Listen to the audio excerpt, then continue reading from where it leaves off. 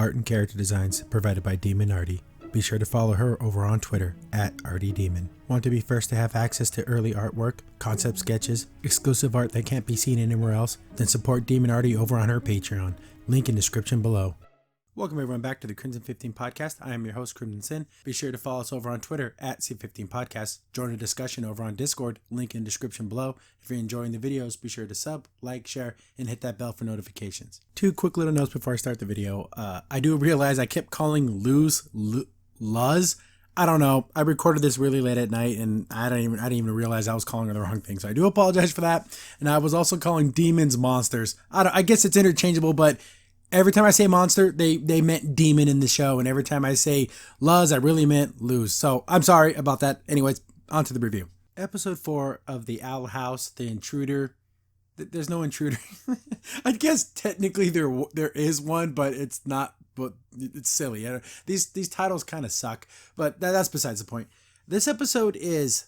I don't want to say it's bad, but I don't want to say it's good either. But it's better than just okay. It's weird, right? We get backstory, right, of Edda, which is kind of cool. We get some, but it's seriously like a minute, and this thing is jam-packed with jokes.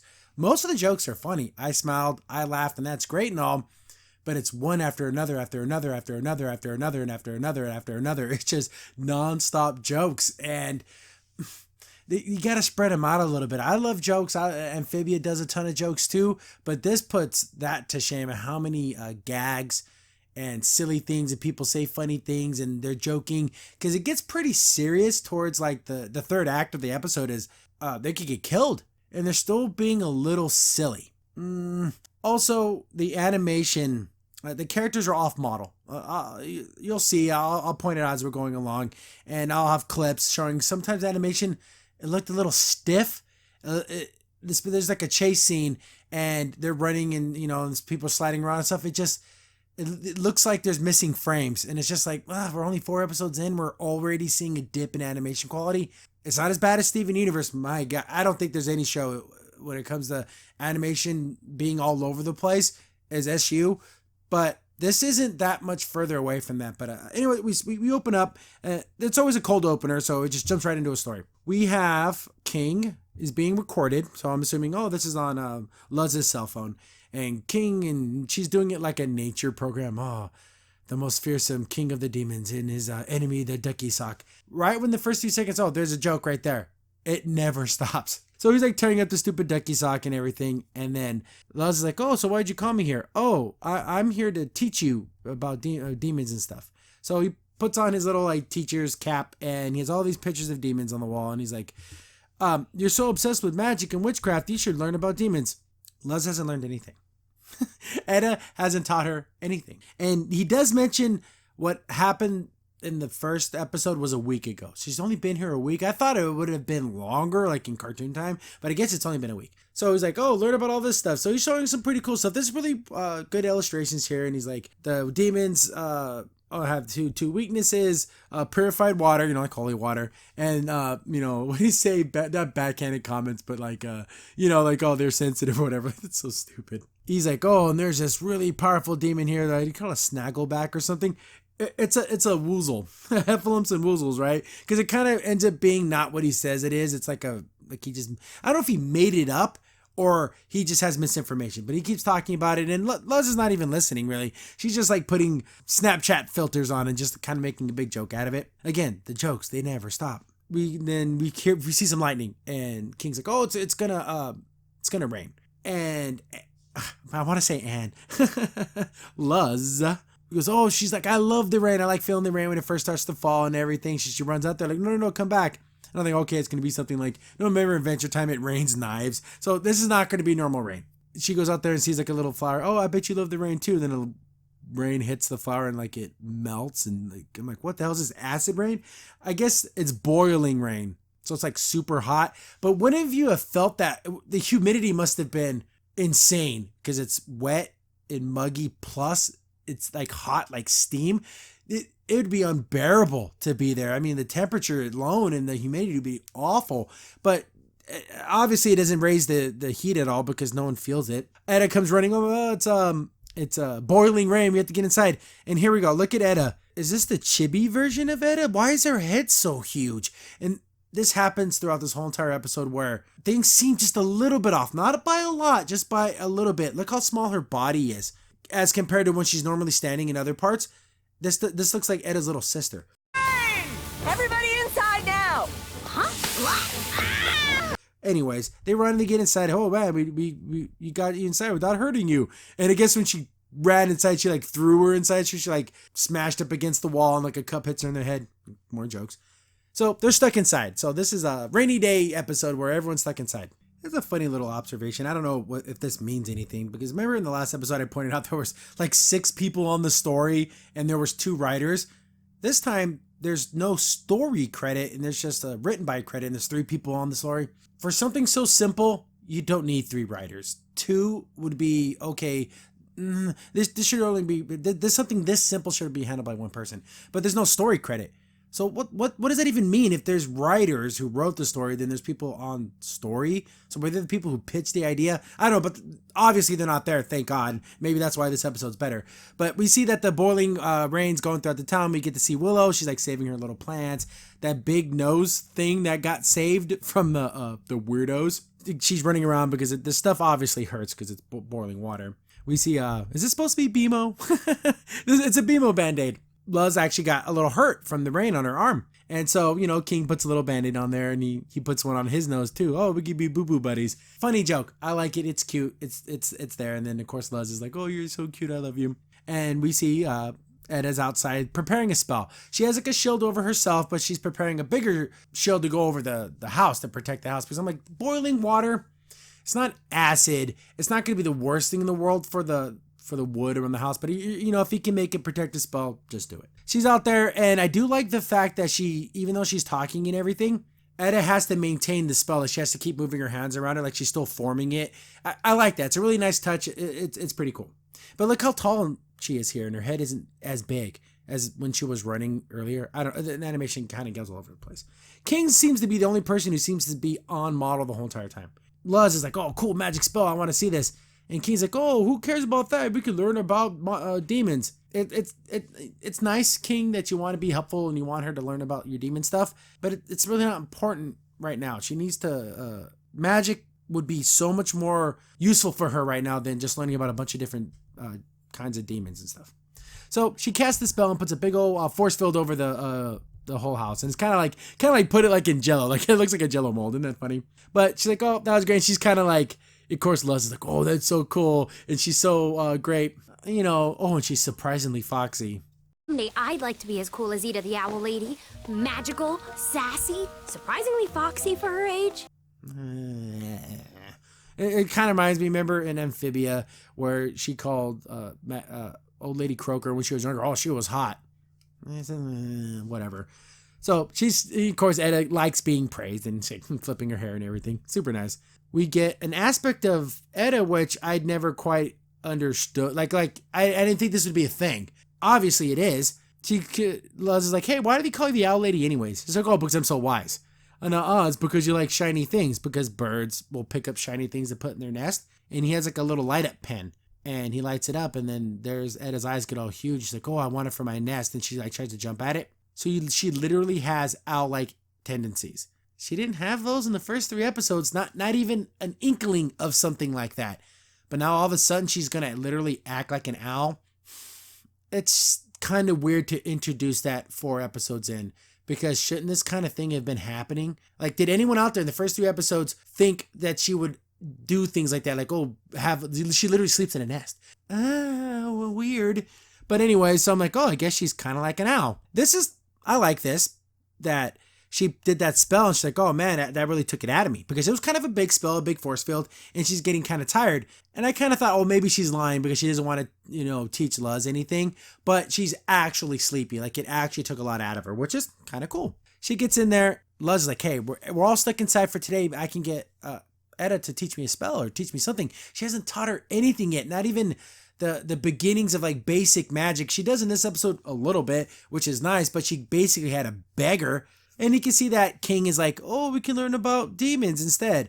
And like I said, she wants to be a witch, not a demonologist. And then you can see that King's a little sad because he wants to be like a teacher, like, oh, Luz is my friend.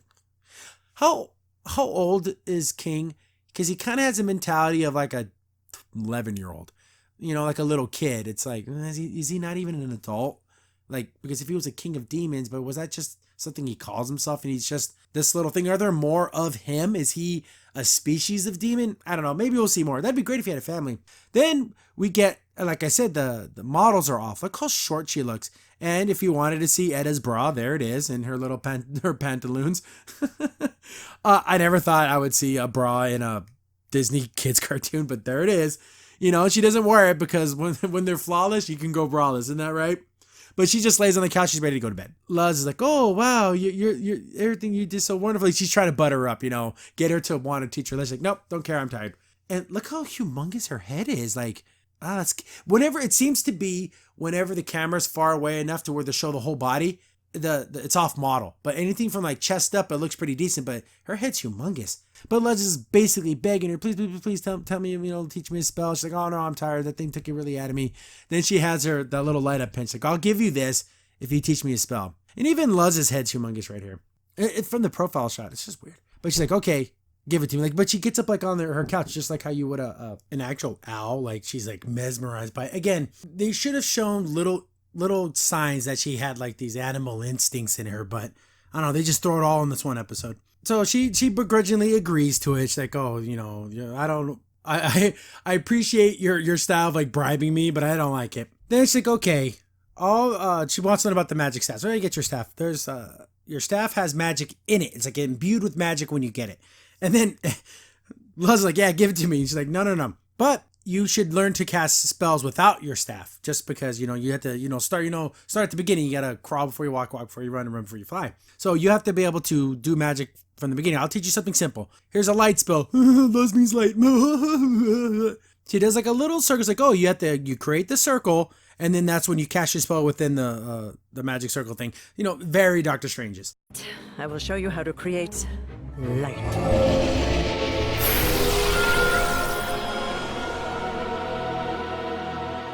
And she like makes a little light ball and it just pops. There's King trying to interrupt. And he's like, why do you want to learn that stupid spell? It's lame. You learn about these demons. Yeah, but that's like book knowledge. And this is like practical knowledge, like, come on, seriously, King, back off. But she's like, yeah, so you just got, make the circles and everything. And she's like, you have to know where magic actually comes from. Most people just think it's, that just comes out of nowhere, but it has to come from somewhere. And where do you think it comes from, Luz? Luz's like, oh, it comes from your heart. Very, she should have said it's like your own, like, spirit energy, But she's like, oh, you're correct. There's like a magical gland that's connected to the heart of all witches. And that's like where they produce their magic from. Super gross. She's like, well, I'm human. I don't have that. Like, I can't do magic if I don't have that magical gland thing in my body. And Edda's like, you know what? The witches used to cast magic differently before they used the little circle thing, but I never learned it. So, but there has to be some way. You'll figure it out. She kind of like tusses her hair because she brought out the real scamp in her. So she's like, yeah, but that's enough for tonight. I want to go to bed. And she's like, oh, come on, please. Just do the magic circle thing one more time. I'll record you so I can study it or whatever. But you can tell it's really taking a toll on her, and she's like actually really sleepy. And she's like, here, you make the magic circle, but you can tell that she's kind of screwed up looking because she's not like doing it correctly. She straight up passes out.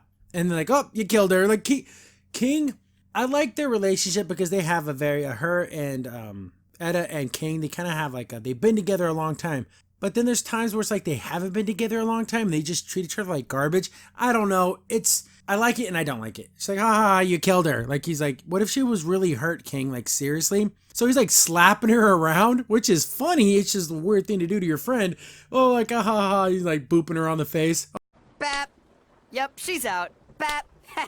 Just making sure. Oh, but she starts snoring. So she's not dead. She's just passed out. They like, oh, we have to get help. We have to do something. He's like, you can't run out in the rain. We're stuck here. Just, she just needs a rest. And who cares anyways? You can learn about my, my demon stuff. She's like, okay, we can't just leave her on the floor. I'm going to take her to her room. So, like I said earlier, she literally sleeps in a nest, like a real owl. Okay. So they put her in there and like, okay, good night. And okay, well, we'll do your monster stuff. So King's drawing all these pictures of the monsters and everything, and he's trying to explain them all. It's a pretty cool looking book here. Edda wants to learn how to do this light thing.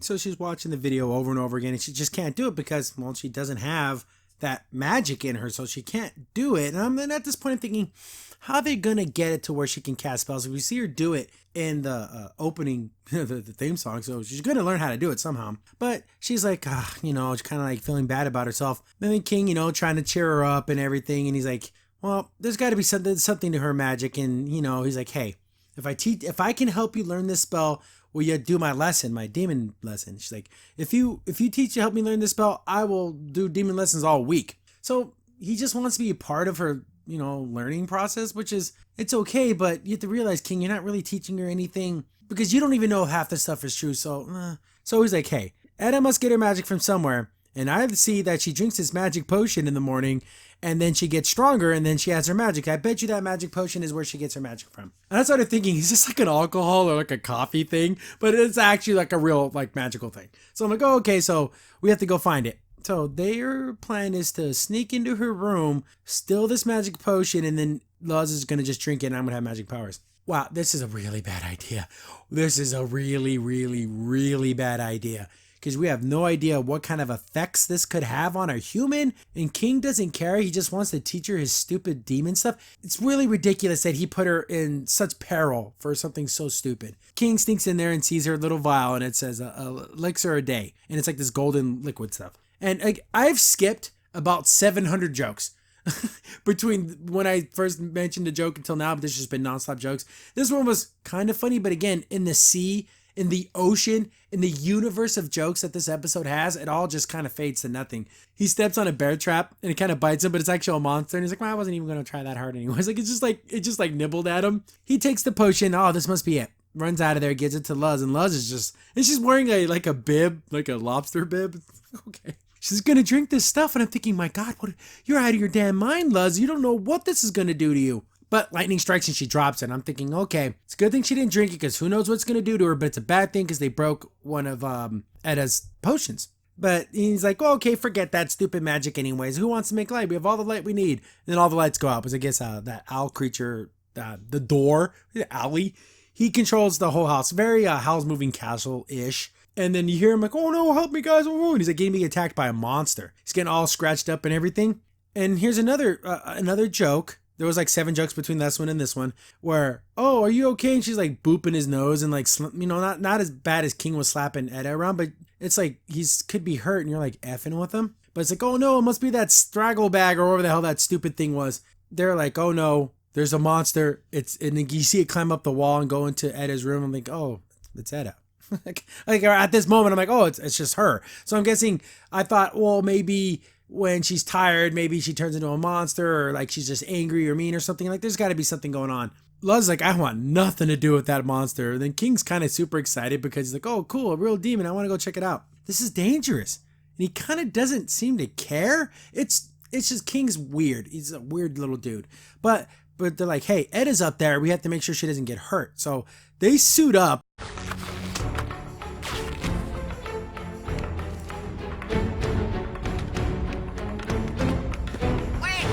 She puts on kitchen gloves and they like tape pillows, like they have pillow armor. At least the hockey sticks are weapons of some kind. But yeah, they're not prepared for combat. And King grabs like a stuffed animal. Again, the jokes, they never stop. She's using her phone as a light and they're going up there. And the mood is good. The spooky atmosphere, it works here. Going down the hallway and they get to Etta's room and it's thrashed. It's like, oh man, this thing got to her. And even Luz is like, oh man. Look at the scratch marks everywhere. It got to Etta. It ate her. It killed her. It did something. So they're like scared. He's like, King, you know about demons. I need your help. You got to let me know what kind of demon this is. Like, oh, I'm going to go downstairs and get my book. So he runs and grabs his book and then a very serious situation. Volume 1 or Volume 2. We don't need the jokes anymore. Luz is gone. So he's starting to get a little scared. He's running down the hallway. And he sees Luz's shoe and like, oh God, this monster got to Luz. And he sees something hiding behind some of the coats in one of the closets. Oh, you better come on. At least he attacked. At least he was going to do something. Then we see that demon he was talking about, that straggleback. And it's like a monkey with a shell. And it's like a little guy, a little pink guy. So he's not as scary as that book made him out to be. So he's thinking, oh, what did you do to Luz? What did you do to Etta and everything?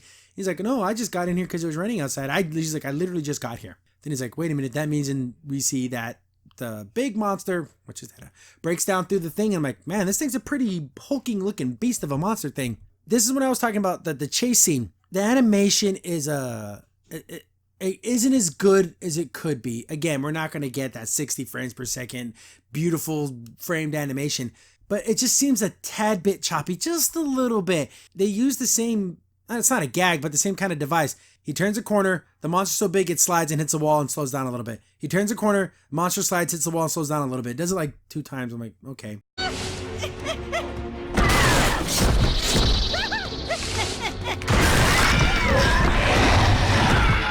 King's running. Luz reaches out and grabs him. But Luz is being like quiet. Like, man, there's a freaking monster out there. It's like, oh, thank goodness, King, I found you. And, when you left, you were gone. Then the monster came out and I ran away. I lost my shoe. Oh, you found my shoe. Thank you. There's a piece of paper that says, keeps the curse away. And he's thinking, oh no, puts the 2 pieces of paper together and it says, a potion a day keeps the curse away. So this was a magic spell book, magic potion that Etta drinks every day that keeps her from becoming this monster. So we get to see Etta in monster mode, and pretty cool. Not very owl-like. I think the long arms really take it away. She could almost be a werewolf because she doesn't do any flying really because her wings are always tucked in because I guess they're indoors. I wish her arms would have been more like talons, not necessarily like regular human arms, but the face and the black eyes and the teeth, great monster design. It's gonna kill them. Yeah. It's gonna swing at Luz and kill her. She drops her phone, then the camera goes off, but who has a phone that activates its flash when it hits the ground? Like, she should have grabbed it and like squeezed it and then, okay, that activated it. It's just hitting the ground. What a stupid thing. But we see a little bit of Etta's real eyes underneath. So she's in there somewhere. They temporarily blind it, boom, they run away. And this thing's like trying to sniff them out. And they're hiding and she's covering her mouth. It's like, oh my God, this thing's right there. And seeing that it's, I guess it's like nose based, but don't owls have good eyesight? I don't know. I'm no animal expert. I thought owls had good eyesight. Am I wrong about that? So it's like following by smell and sound. She throws like a little can that had like a little plant and it throws it over so it distracts it over there. And she's like, oh my God, this thing's going to freaking kill us. Etta's this monster. What are we going to do? And then, there's like, this is basically all our fault. This wouldn't have happened. We're going to steal our potion. King kind of scolds, Luz a little bit, but then he turns around and is like, you know what? I'm sorry. This is my fault too. I just wanted to help you be a teacher. And, you were so wrapped up in witchcraft. You didn't really care about me. And I feel insignificant and no one cares about me. It's kind of a stupid reason. She's there. She's your friend. What do you want? But she's like, you know what? We're going to solve this together. And we're going to work together as a team and we're going to save Etta. Then they're drawing up like a plan, but it's not really a drawing up a plan. He's like drawing on a leaf with that pen, which is ridiculous.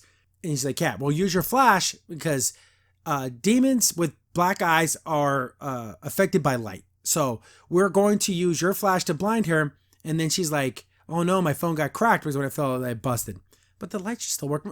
Unless it completely shattered, but you can still use a cell phone with a cracked screen. Because she plays the video, so shouldn't the flash still work? Whatever. He's like, well, okay, fine, whatever. Use your magic spell. Just make a light spell. She's like, I can't do that. I tried doing it, and I don't know what I'm doing wrong. She watches the video again. She just so happens to see whenever they do these magic circles, there's a sigil or a rune or whatever I don't know if they're gonna call them in the show, but that appears for a second, and that's what actually casts the spell. She's like, oh wow, okay. So she draws it on the leaf and then taps it and makes the magic. So Luz taught herself magic. So if I were to draw the symbol and tap it, magic would just come out. Or does Luz have a magic, energy within her? I know a lot of people in the episode where she was like going on that big adventure or whatever, and it was all fantasy, where she was like the chosen one. And they're like, oh, thank goodness she's not really a chosen one. I'm glad they didn't do that trope. Maybe they are doing it in a different way. Not necessarily a chosen one, but she does have magical powers in her. I just don't like the idea that anyone could draw this and use magic. You have to have something in you, a magical ability within you to begin with to even do something like this. So she's able to make at least this light. So she'll have to draw her magic. I guess she can just have a whole bunch of them ready. Just have them like on papers, like, towel papers. And just, I summon thee and like do the whole card captor thing. But she's like, oh, cool, I did magic. That's so awesome. She's like super happy. But by the way, shut the hell up. The monster's around. It's like, okay, we're going to get her. But look how cool. I think Etta looks really cool as this monster thing. King's like, oh, here you go, hey, and he has that stupid light up, pen thing, and of course she's like mesmerized by it because owls like shiny things. Starts chasing him, and then we do the whole chase down the hall. Chase, slide, crash, chase, slide, crash. Animation could be better.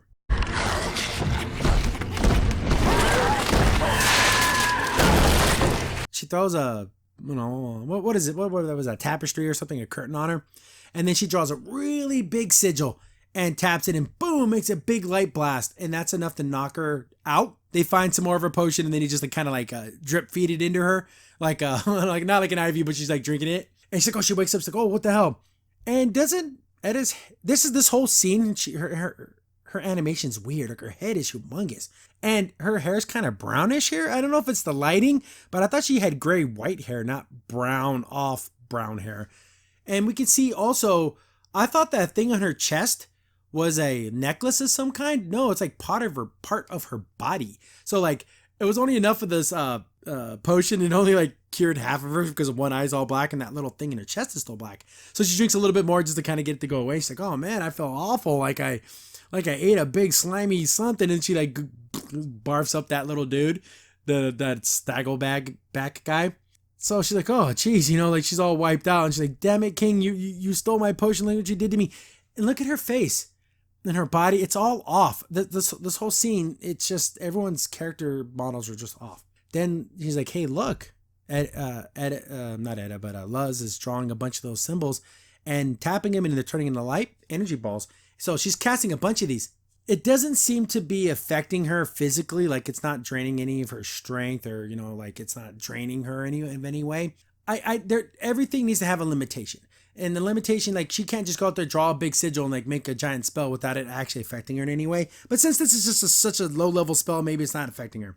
Yeah, I'm sorry. I just wanted to help be a teacher too, and he basically confesses to her too. Then look at this.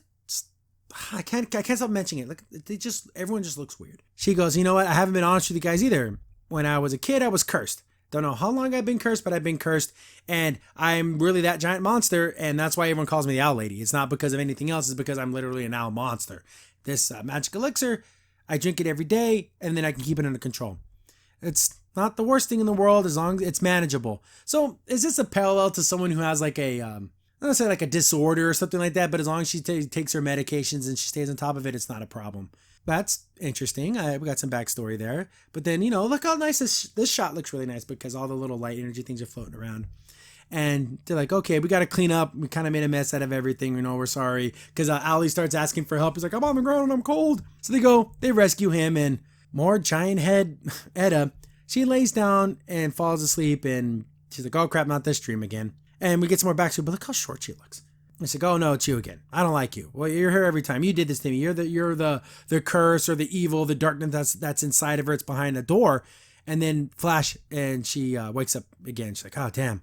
We got some backstory. Do you think this this shadow thing is the thing that cursed her? Is it the actual curse that's inside of her?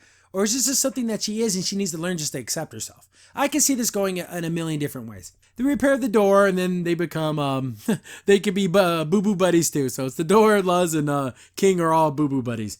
King's talking with that other guy who's just like a pink monkey. He just had a shell, so there's nothing special about him. And they're reading the books and everything, and he's like, oh man, when I was inside that monster, it had teeth in its stomach. That's so crazy. So like, King's like adding it to his monster book. And this guy's like, oh man, I'm such a cool monster in here. He's like, yeah, I'm going to edit that. So that's the end of the episode. I like everything we learned about Etta's background, but it's seriously like 3 minutes in the whole entire episode. 26, that's it. So it's a 22-minute episode. We have about 18 minutes of jokes, some bad animation from here and there, but overall, I like it better than the school episode because this one didn't necessarily seem to be teaching a lesson except for King of like, don't be an idiot. Don't like make things up, and don't try to force your way into other people's like I don't know, like he didn't need to try to make Luz his friend. She's totally your friend, dude. Like you don't need to be around her all the time. I don't know what King's issue is, abandonment issues, I suppose, but overall pretty decent. I want to know about this shadow guy behind the door and everything, and hopefully they can button down this animation. I give everything as its chances. Maybe this episode, storyboards between that and animation got a little wonky and they noticed it. Tighten up a little bit. It's not horrible, but when I see stuff like this, I can't help but notice it. But yeah, definitely Better than the school episode for sure.